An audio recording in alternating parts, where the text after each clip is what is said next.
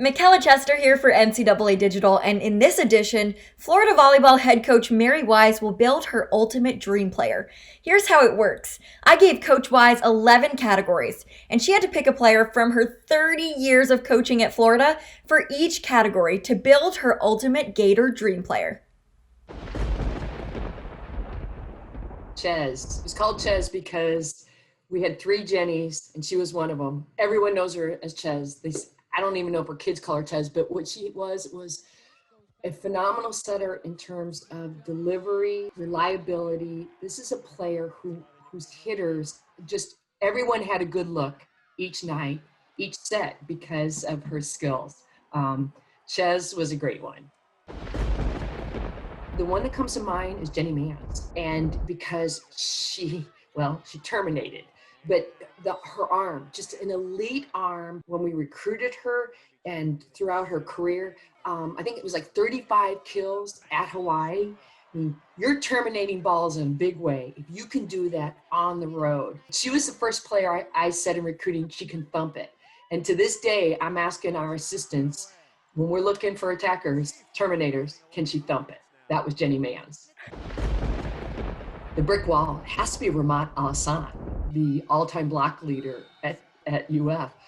Why was Vermont such an elite blocker? One, her skills. I mean, her vision, her technical, but also her length and her jump. And let me tell you, what made Vermont so special is that she was so high above the net. Literally, she's blocking balls as a hitter is hitting balls. If you set the ball tight against her, she's gonna hurt your feelings.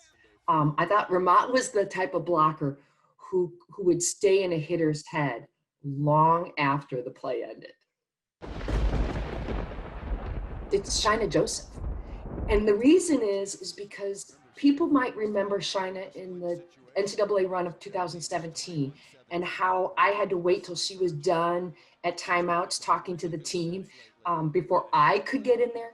But why Shaina deserving of the Hype Man Award is because that was who she was when she was a redshirt and not even playing. That's who she was when she was deep at the end of the bench before her game had evolved.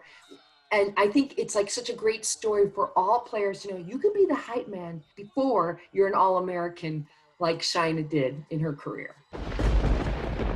Nicole McRae. This is the player who her senior year, she was the only senior, team captain. Being the lone senior is not easy. And I think captains often rely on other players in their class to help them lead. Nicole didn't have that opportunity. And she evolved because I will admit, and Nicole would probably admit now as a college coach, that she would not have been captain worthy early in her career.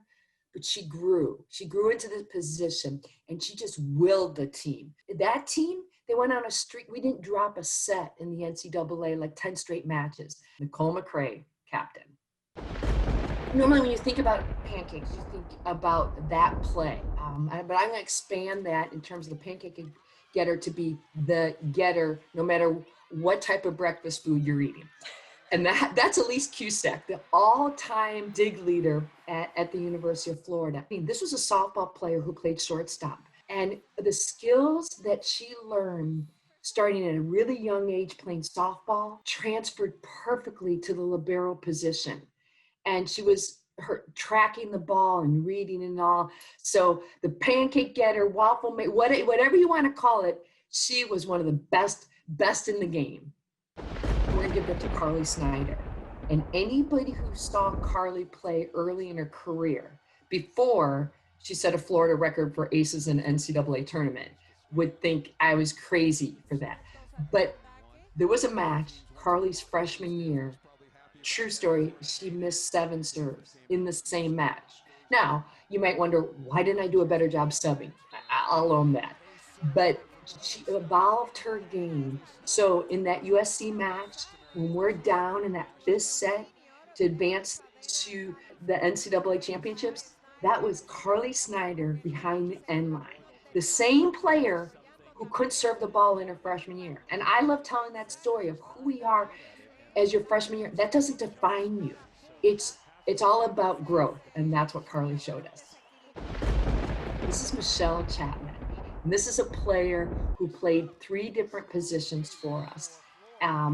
She was recruited to play left side, but her junior year, she played left, right, and then when we lost our starting middle, a great player, Benita Jenkins, to an ACL injury, Michelle had to play middle, an undersized middle. That team advanced to the national championship match against that fantastic USC team. And there were so many elite players that Michelle, I don't think, ever got the credit she deserved. But how many players are willing to play out of position to help a team win? That's why I would love to hand her that award today. Bruises, cuts. Remember, she had a cut on her knee that the blood seeped through the knee pad like a lot. It didn't even faze her. She just kind of looked down and went on. The trainer had to stop her. Nikki O'Rourke, libero that she was, I often wonder, did she learn those skills in terms of being fearless from being a surfer?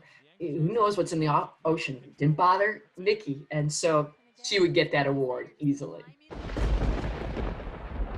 I have to give that to Audie Cruz. Just a all-around complete player in that what she did for the Gators in terms of leading us in kills, digs. I think she led us in aces, and one of the best passers I have ever coached. Everybody around her, whether we were passing 2 or 3, they took such a small part of the court because of Audie's skills. That's a 6 rotation hitter. I told her that she could probably play into her 40s as a libero because she was that good. Well, funny thing is, she graduated in 2003. She's still playing professionally. And any team she plays on, whatever country she's played on, they're getting a great Swiss Army knife. Been so blessed to have a number of players I think that would be worthy of that. You know, you think about Kelly Murphy and so many players, because you don't win at the elite levels without that player. But this award, as I thought back, it had to go to Ayjan Gökban.